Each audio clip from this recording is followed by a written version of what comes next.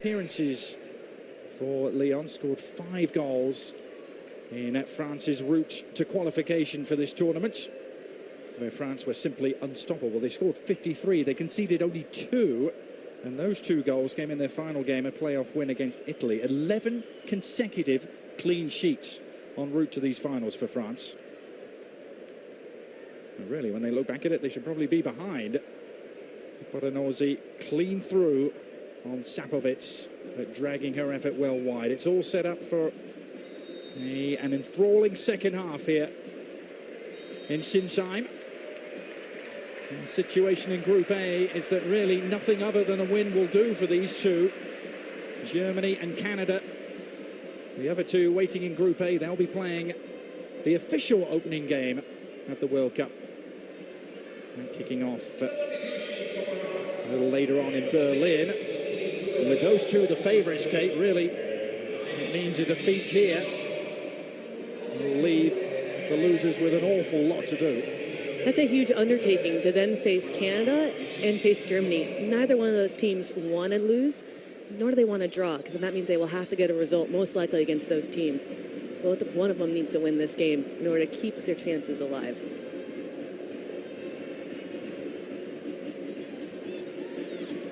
Interesting, the removal of the captain, Sandrine Souberon. What do you make of that, Kate? It's not often you see the captain come off at half-time. No, but she is a little bit older, and they're able to bring very polite. She's a little bit older, and she has lost her legs a bit, and she admits this. This is her last World Cup. It's a good thing for France, though, because number 10, Delie, is now in the center. She combines so well with number 14, Nassib, and their other midfielder partner, Husaliga. Long throw, seeking out Nkwocha. Good hook across the face of goal, and Boronozzi was thundering in on the end of it. And there's a collision and a painful one in the French 6-yard box here. So off a throw-in, which is essentially like a set piece, Sapowicz once again showing her weaknesses and coming off her line. She's not agile to get there quick enough, doesn't communicate with her defender to tell her to clear it. And number 2, Bernard, does a good job of clearing the ball. I actually think it might have been a corner. Yeah, should have been, shouldn't it? Renard definitely got the last touch. It was Orji, actually, who was applying the pressure. If I was Nigeria, I would press that back line and press Sapowicz, because number 16, the goalkeeper, she is the weakest link. And against a good team, she will let them down. Didn't see too much of Orji so far, did we, in the first half? The number 8 for Nigeria, the rising star, full of speed and energy and accuracy. Such a star last summer at the Under-20 World Cup. You usually put your best players down the spine of the team, down the center. In the Under-20 World Cup, number 8, Oparanzi, played right down the middle. So she got a ton of balls to her feet and a ton of balls into space to run onto. When you're out wide, you either get the ball with your back to goal, which is more difficult, or get to run onto, but those are in wide spaces, not goal-scoring chances. The queens of African women's football trying to make their mark on the world stage for the first time. It's been 12 years since they even won a game at the Women's World Cup. Back in 1999, they beat Denmark. Managed a solitary draw 4 years ago in China. It was in their opener against Sweden.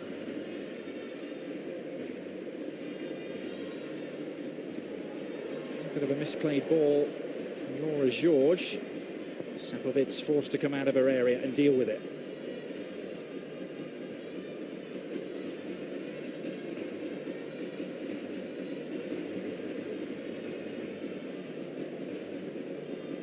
French women trying to help their nation forget about last summer, perhaps, and the catastrophe that was the French men in South Africa. French men, it should be pointed out, don't have a great record against African opposition. They lost the 2002 World Cup opener to Senegal. They lost to South Africa last summer. Here's Le Sommer.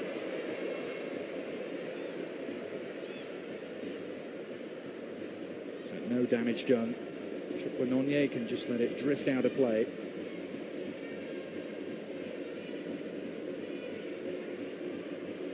France, Kate, are part of a kind of a new breed of European women's soccer, aren't they? The traditional powerhouses, Germany and the Scandinavian countries, where you've got the likes of England and France and even Italy at times, even though they're not here, starting to challenge that. Absolutely. There used to be no parity in Europe, but now, and what France's biggest problem was a lack of experience.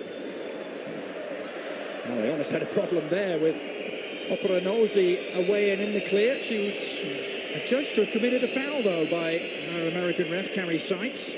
Well, it's 2v1, and somehow she comes through it. Oh, that is definitely a foul. Milu, number 5, puts her arm on her. They're going to call that when it's that obvious, but it was the advantage, so it's kind of strange that Carrie Seitz didn't let that go.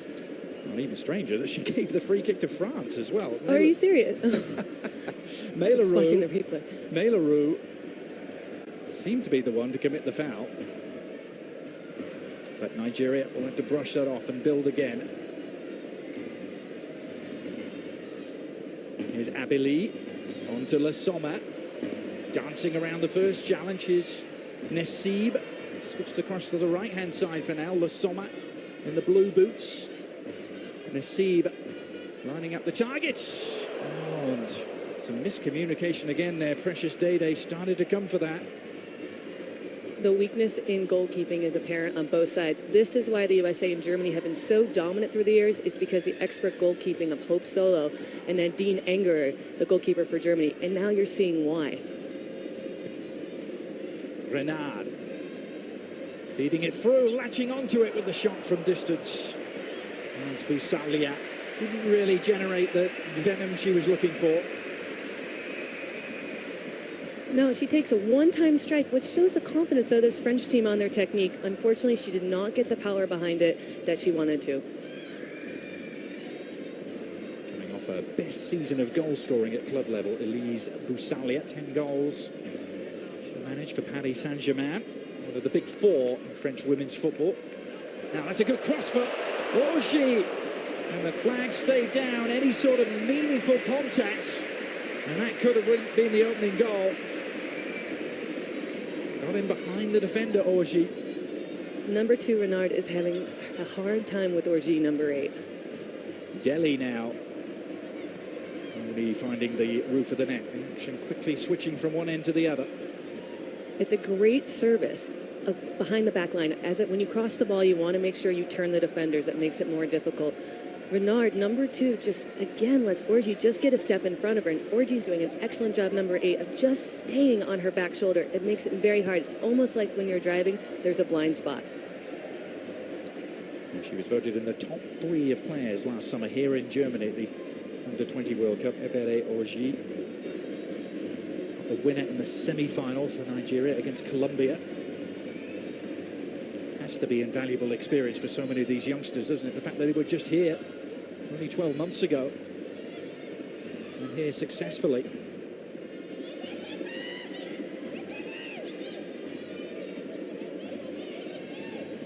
Helen Okwanu, part of that U20 team. Good throw as well for another member, Operanozzi.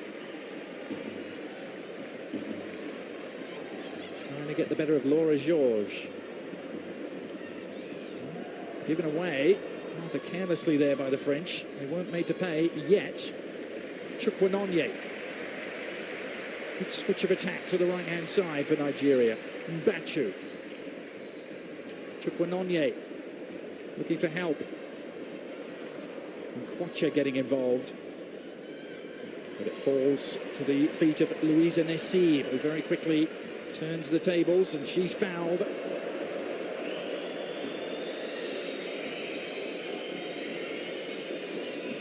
Nassib goes for the ball, tries to spin out because she realizes she's not going to win the run into the space against the pacier Nigerian. And she does get tripped up a little bit. Unfortunately, oh, that's her ankle. Just a misstep here. And you can slowly walk that off, but that's going to be burning the rest of the game. Nassib. Martine. Cut out by O'Harley.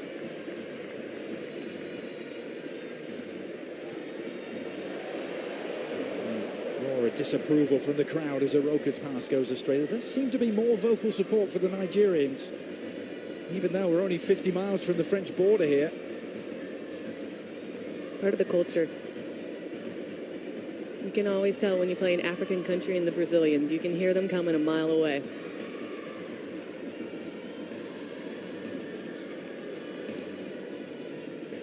Here's Chiguelu. Now Perenozzi's going to give chase. Polvitz was there. Wearing the armband now is Marie-Laure. Grenade, who's from Caribbean island of Martinique originally. Now Le Sommet has shown plenty of intention and inventiveness since she came on. A cross though that looped into the arms of Delie. Precious Delie. It's just a cross that unfortunately she can't get her hips around, like I was referring to earlier, in order to swing it away from the goalkeeper. But I credit her. She's doing a very good job 1v1, handling the intense pressure that Nigeria is putting on her. She's able to pick her head up, which means she has enough skill on the ball to create space for herself to do that. Now Delie finding a little pocket of space to move into. Boussalia. Nassib promising for the French. Le Sommet. Nassib was open. And Delie!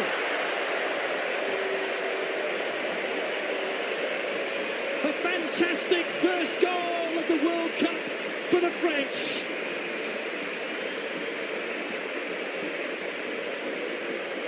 It's Marie-Laure Delie who pounces. I critiqued her in the first half for not playing in her teammates, but once again, we see Le Sommet. She is on size. She has been knocking and knocking with their crosses. This one, the most accurate out of all of them. Nassib gets a touch on it, deflects. Number 18, Delie, is able to put a confident finish in the back of the net. Look at the cross. It's handed for number 14, Nassib. It throws off the Nigerian defender, which gives time for Delie, number 18, just to get a good right-footed half volley. And she is the woman who's been scoring goals for fun recently in the build-up to this World Cup. A hat-trick in her final game before the tournament started. And now the very first goal of the FIFA Women's World Cup. Her strike partner, Tine, has made way in the aftermath of gaining the lead. Elodie Tomis has come in. So really ringing the changes up front for Bini now. He has hundreds of attacking options, and we're getting to see all of them right now. Well, they came here loaded with fast, speedy talent up front. It seemed to be where the strength and depth of the French lay. Marie-Laure Delie, who has quite an amazing international goal-scoring record. It's goal number 22 for her, wearing a French shirt, and this is just her 21st appearance. She has some statistic where she scores one goal every 33 minutes. I scored one goal in 200 games. I saw it, though. It was a good one, Kate. Oh, thank you. You do yourself a disservice. Stroked it home nicely from the penalty spot.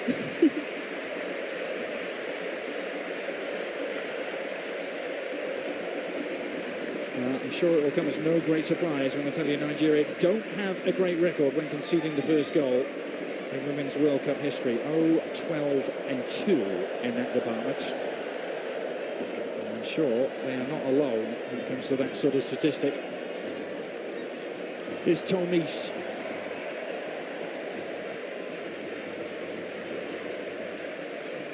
Orji tidying up. It's whacked away by Okawano, but France in the ascendancy here and going for the jugular. Long ball. It's drifting beyond the reach of Le Sommet. Here's another look at the goal that France had. Le Sommet does a great cross, and number 18, Laure Delie, keeps her statistics rising up and up with a blazing finish.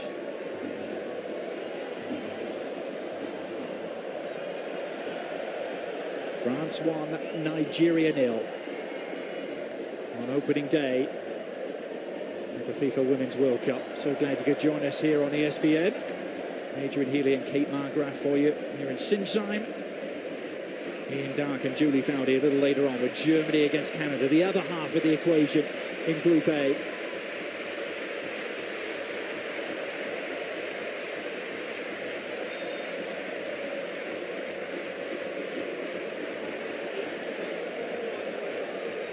Tomis, another one of the Lyon players here. She's 24 years old. Already over 50 caps to her name. A lot of experience sprinkled throughout this French squad, despite being relatively young.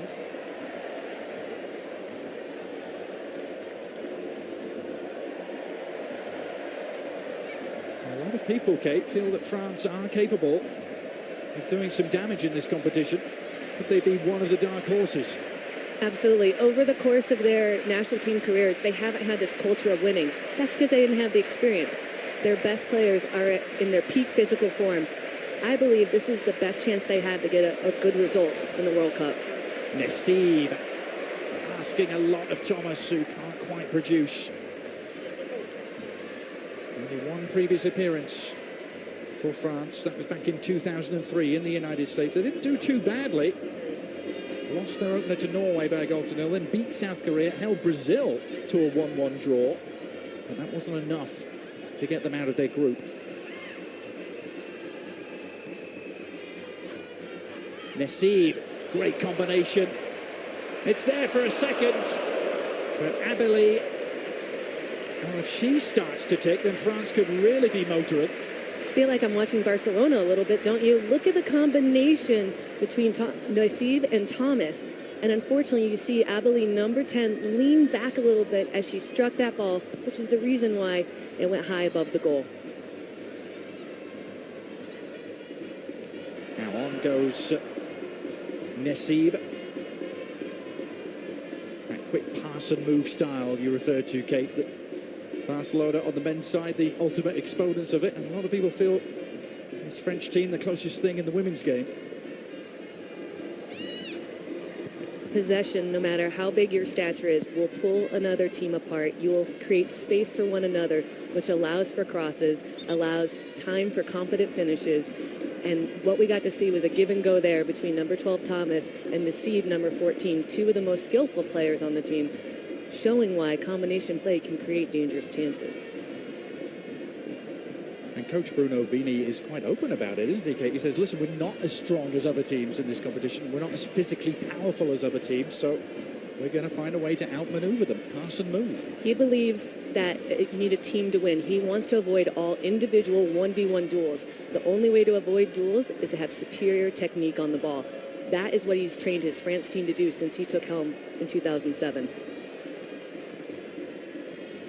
Bruno Bini, perhaps not your typical national team coach. His team talks often include readings from classical literature and poetry. He's a big fan of 17th century French writer Jean de La Fontaine, for instance. Did Tony DeChico ever give you something like that, Kate? Actually, Tony was a big fan of Dead Poets Society. Oh, Delie has done well. Tommy's rather trying to wriggle it through into the penalty area.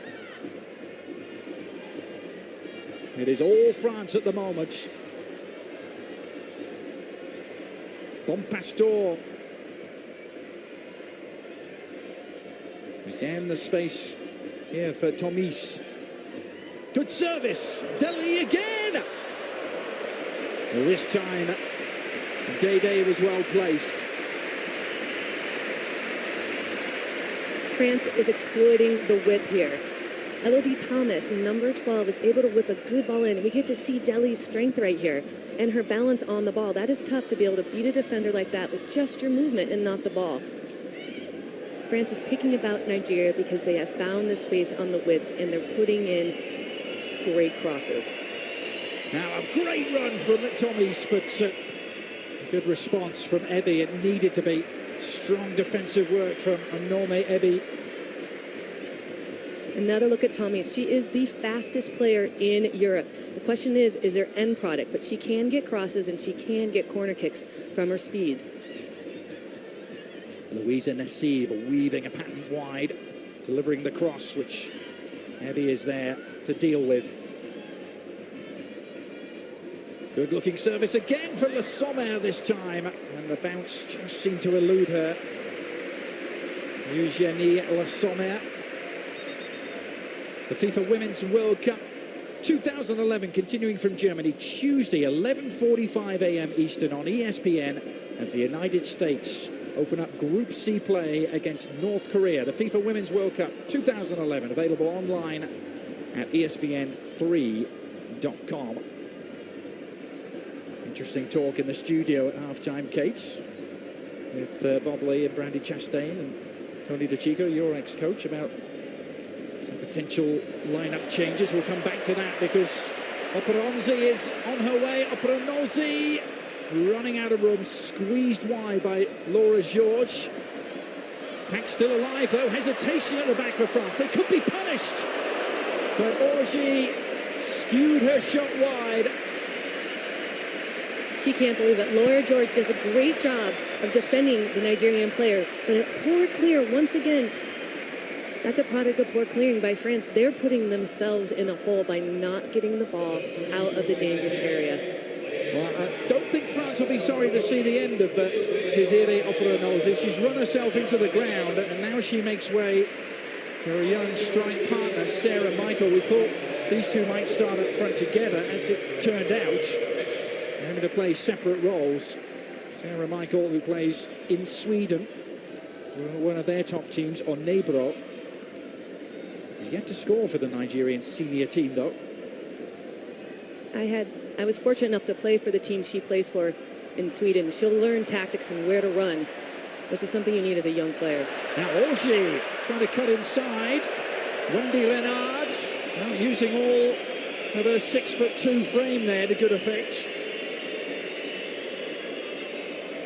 Here she is. You see her with her excellent technical skill cut against the momentum of number 2 Wendy Renard, and Orji somehow earned a corner off that. Another look here. It's a good, hard challenge. Orji somehow stays on her feet, but I'm surprised that didn't get a foul call on it.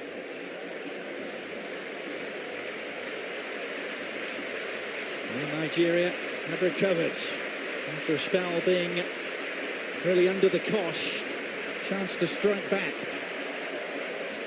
Good cross from the corner too. Oh, 3 Nigerian heads went up to meet it. Nobody in blue for the French. It may have been Sarah Michael who got the final touch. Look at Sapowicz trying to defend her box. Look at the poor communication from Nigeria. I think they ended up all defending each other and causing a mishead there. You put pressure on somebody when they have an open header, their accuracy will go down. Good opportunity, wasn't it? The midway point of the second half. It might have been their second best one other than the breakaway in the first half. And a poor clearance as well. Gifts it right back to Sarah Michael. Just a few wobbles setting in for the French. They've done the hard part. They got the lead. Look, they're more likely to extend their lead, primarily through the threat of this woman, Elodie Thomas. She's got hold of the ball again. Ohale finding a way to safety for Nigeria. Scored an own goal in the under-20 final against Germany last summer. Ozinachi Ohale.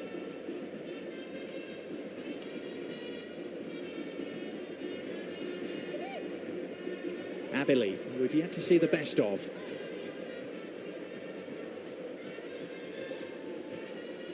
Nassib in close attendance.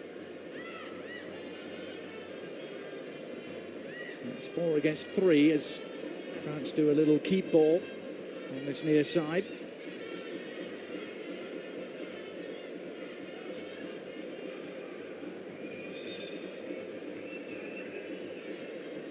It's going to be a change, I think, before they take this throw. There's a French player struggling. It's Wendy Renard who's hobbling towards the near side. That would be a blow for the French because they're already on. In many ways, they're backup right back. But Renard can't continue, and it's Le Pallier who's going to come on. She's also a right-sided player, Kate. She is. That's a huge loss for France because they lose one of their key target players that they have in all set pieces. Le Pallier involved immediately. Good cross too. May produce something for Le Sommer. Her shot was blocked. Desperate defending there by Chukwuonye, but effective defending. One back though. Cleverly. Here's Le Sommer, and Now the attack ends disappointingly. It promised so much. That's Sonia Bonpastor. Haven't seen too much of her yet as an attacking force. The left back who scored the goal that sent France to Germany. A game winner against Italy in the European qualifying playoffs.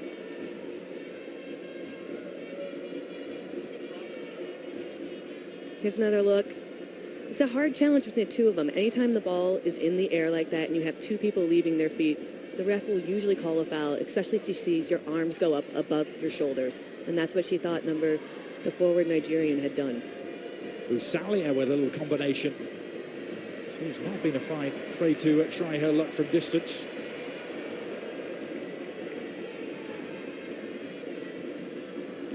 Sarah Michael struggling to impose herself on the game.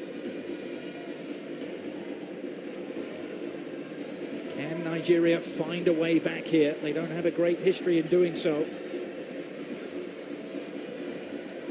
They had placed a lot of onus, hadn't they, in the camp on getting something out of this first game. In fear of implosion, perhaps if they don't.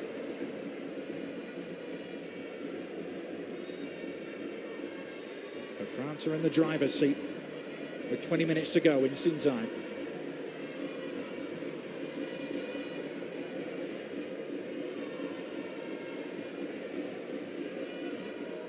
Bonpastor standing over this free kick. Had her spell in the US as well, playing with the Washington Freedom.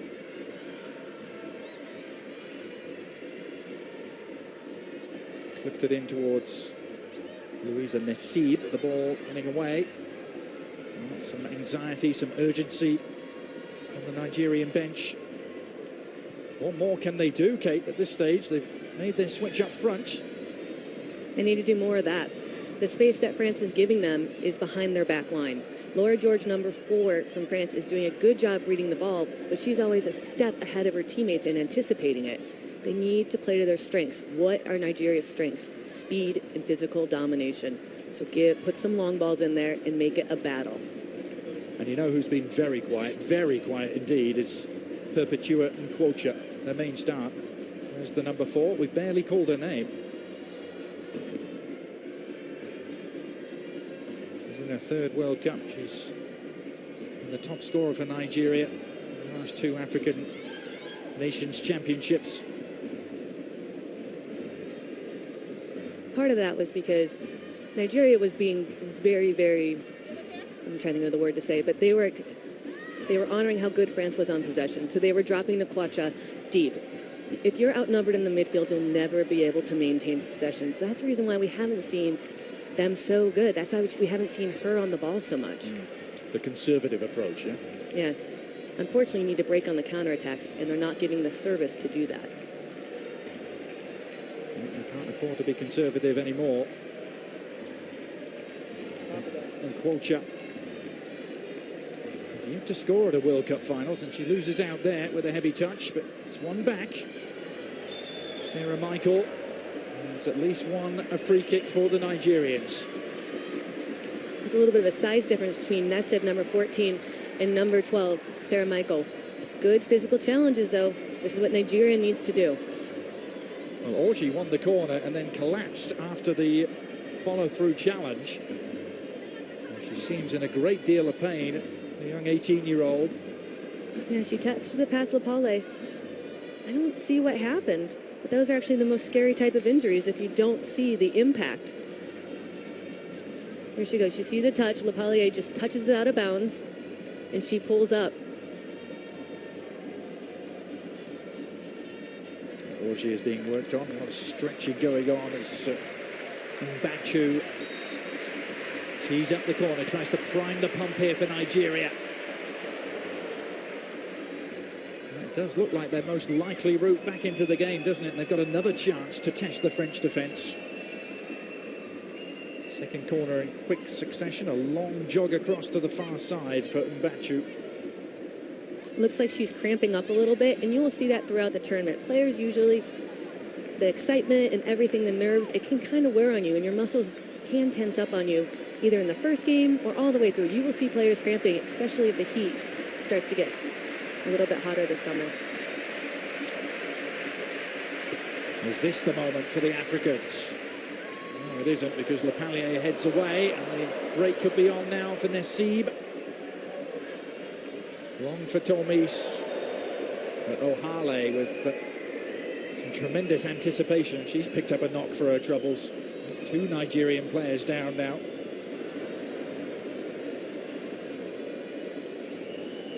And we see another challenge, another mid-air. If you get hit mid-air, you don't know where you're going to land. And this is what we see, whether it's the injury from the impact of the player or the impact from the ground. Well, the 2 technical staff who were working on Orji had to give up and then jog all the way across to now work on O'Harley. Orji's staring at them as if to say, where are you going? Is that not the fastest you've ever seen a technical staff run, though?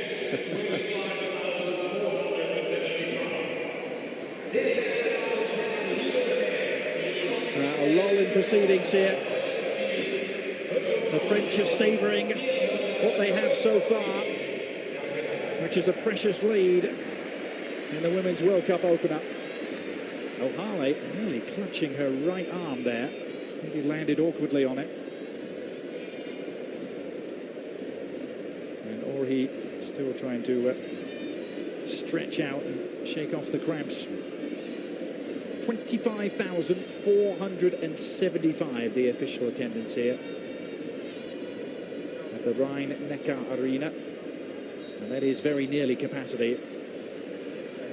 Capacity reduced a little bit from its normal Bundesliga capacity. This is the home of Hoffenheim in the German First Division.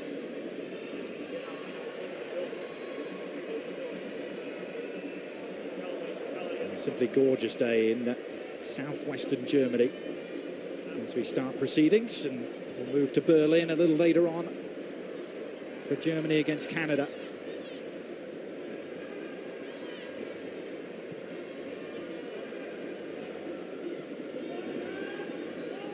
Well, Nigeria have to find a way to reinvigorate themselves here, Kate. They're seeing this one slip away at the moment. They're still playing a man down at the moment, so you will see them take a narrower shape to not give up possession down the middle. But what that means is they have less players up on the front line where Orji was sitting, which will make it more difficult to get that go-ahead, to get that tying goal. Here's Bompastor trying to double their trouble. Delie, not the angle she was seeking. Precious Delie on the ball. She's a potential movie star apparently when she retires. It's a booming Nigerian movie scene, Nollywood, and she's already well ensconced. On the overlap is Tomis. She is pacey. The Nigerian defenders at full stretch to deal with her. Nassib was identified very young as being talented. They sent her to the Clairefontaine institution that we were talking about earlier. She wanted to go home. She was homesick. The one person who kept her there was number 12, Tomis. That combination between them off the field, they're best of friends. You can see their connection on the field as well. Oh, she's not going to be able to continue. They've made the switch. Be their third and final switch of the game. Uchechi Sunday is on, and she's even younger. She's only 16. And she's actually making her Nigerian full national team debut. She is the youngest player on Nigerian's roster. It'll be great experience.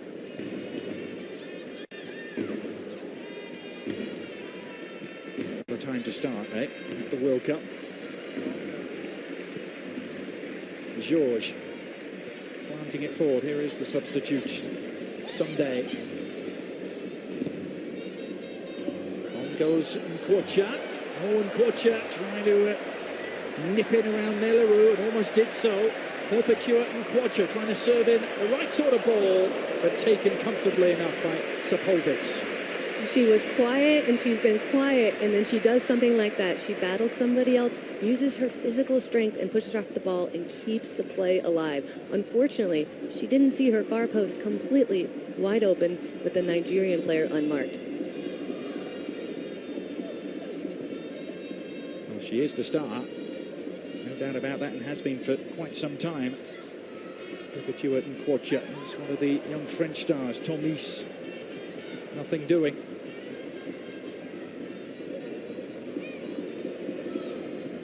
Quocha is so much the star. In fact, Kate, there was recently a high-profile case in Nigeria where a man was arrested for impersonating Perpetua and Quocha, going around extracting rather large sums of money, pretending to be her. I've heard of men impersonating Lady Gaga, but never a famous soccer star.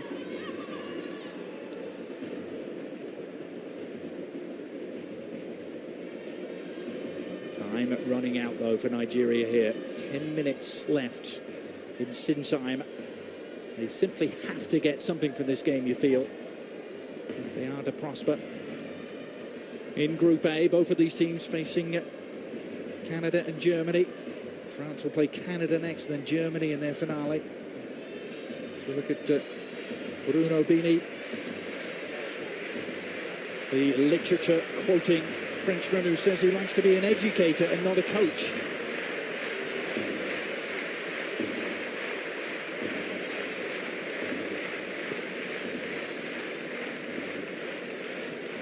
Away it goes from Okwanu. Chikwelu. It's a hot, energy-sapping afternoon, isn't it? Both sets of players, I need to dig very deep. You're starting to see a lag in play right now. You're starting to see a lack of physical commitment. And sometimes what happens is a lack of discipline in your shape. If Nigeria could pump the ball out, you can tire this back line. Laura George, number 4, has done a lot of work back there. Start to challenge them, make them turn their backs with a long ball, make them head towards their own goal.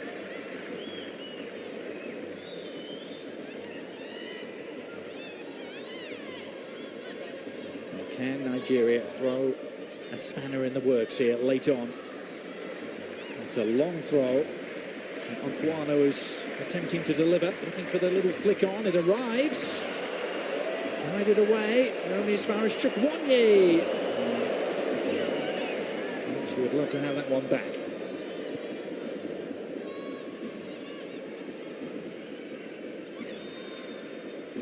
Sommer trying to fend off Mbachu.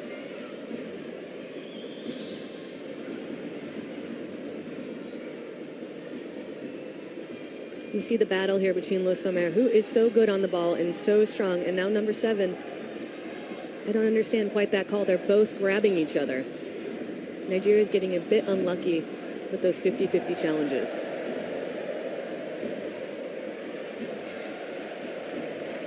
Bon Pastor. Le Sommer.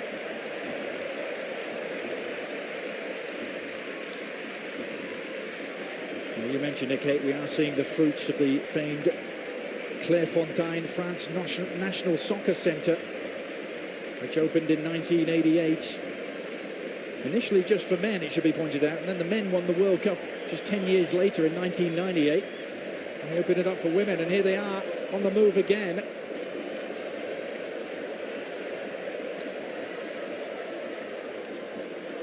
Nothing doing for Quocha. Some tired legs out there, all the way into the corner. Le Sommer was asked to go. She did the foraging and didn't get any reward. No, she's a pretty confident player, which you like to see. When you're on the wings and you don't have runners in the box, which she did not, you have to hold the ball. Now then, Sarah Michael. On it goes for the substitute. Uchechi Sunday digging in and winning it. Some determination from the 16-year-old. She was a standout in the Under-20 World Cup, and look at her size. Can you imagine her against the other players? She probably dominates them in height, and she was the one who set up that last chance that we saw off the throw-in. So they will look to her now to be the target for Nigeria. Now the FIFA Women's World Cup 2011 continuing from Germany. Today at 11:30 a.m. Eastern on ESPN. Host nation Germany open up against Canada in Group A play. That should be something really special. FIFA Women's World Cup 2011 available online as well. ESPN 3 Tennis.com. Have a look at the great Group A rankings. And Germany #2 in the world, behind only the US, Canada 6, France 7, Nigeria 27. It really is a very tough group indeed. And France looking to more than play their part in proceedings.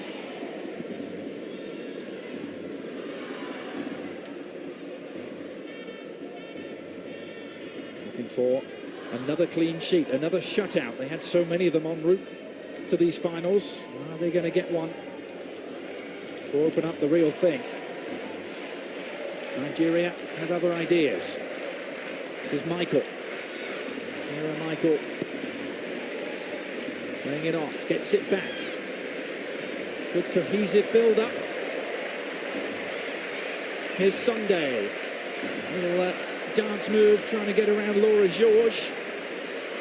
Perpetua and Quocha driving it towards the near post. Didn't get there though, the block arrived.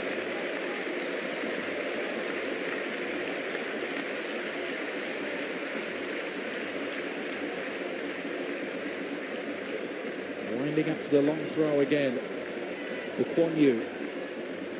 Flick on from Quocha, on it goes! Well, that was very cool and calm by Sonia Bonpastor. No panic. Composure. Another chance off a set piece, a throw in, another flick on. France has got to win those initial balls, and Nigeria needs to get players around the person heading it so they can have second chances and third chances. Well, no defensive slip-ups there by the French. The lead preserved for now.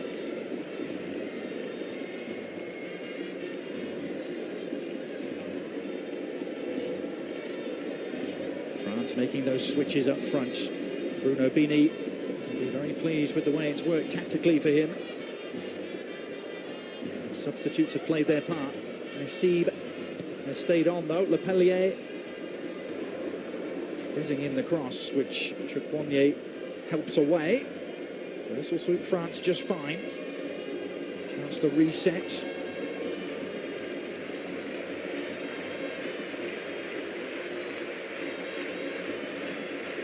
Again, they make slow progress down the left-hand flank. Nigeria want it back, and they want it back in a hurry. Bachu trying to dig it away, but the cross is on here for Bonpastor. And Delie, great take. Plucked it out of mid-air.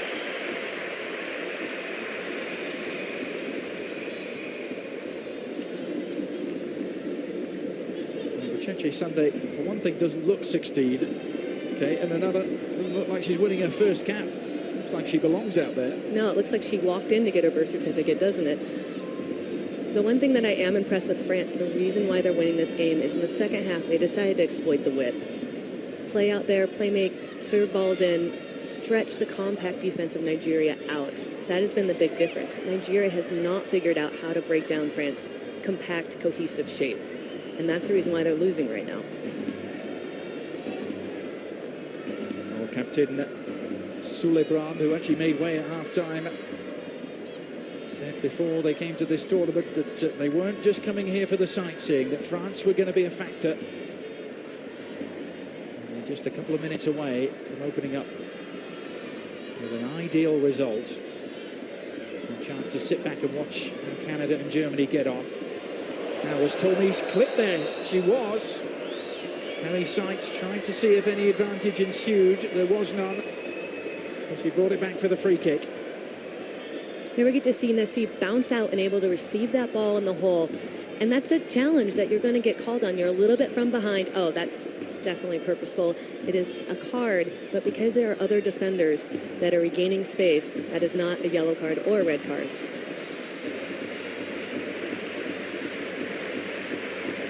One more would certainly put the icing on the cake. Nassib and Bonpastor both more than capable of drawing up something deadly here. Look for number 8, Le Bonpastor, trying to hit it with her left foot. She puts so much texture on the ball. I look for a bent left-footed service. Saw her hit a free kick from just this sort of range in that qualifier, the decisive qualifier against Italy, where they went and won 3-2.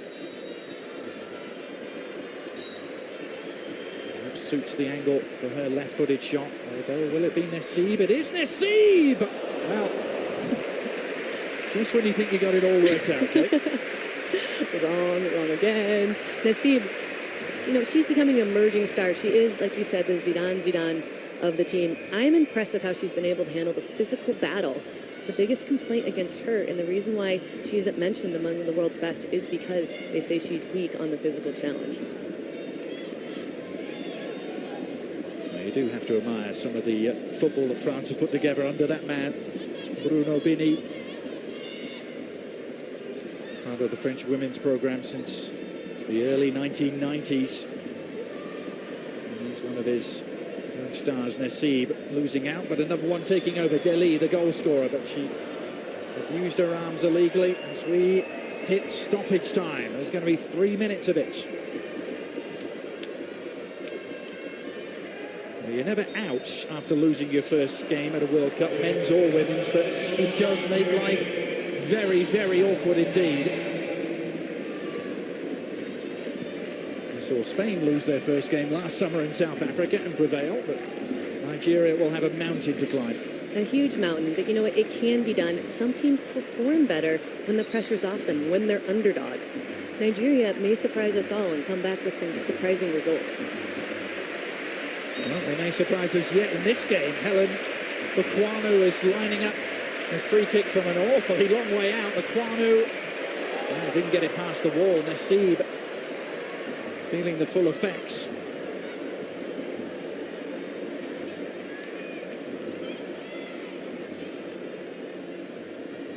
Nassib taking one for the team there. She's still feeling it, but she'll get a pat on the back from coach Bruno Bini at the end. That and a nose job. I think she might need one after that. Delie. On it goes to Le Sommer. But that's a giveaway. Careless. Is there time yet for Nigeria? One more opportunity. Sunday will give chase, but to no avail.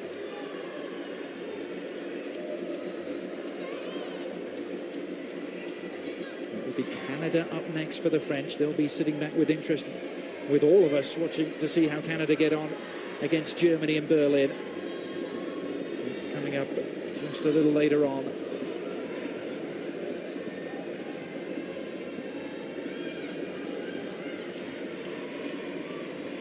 That game against the Canadians has certainly the makings of the all-important clash in this group, Group A.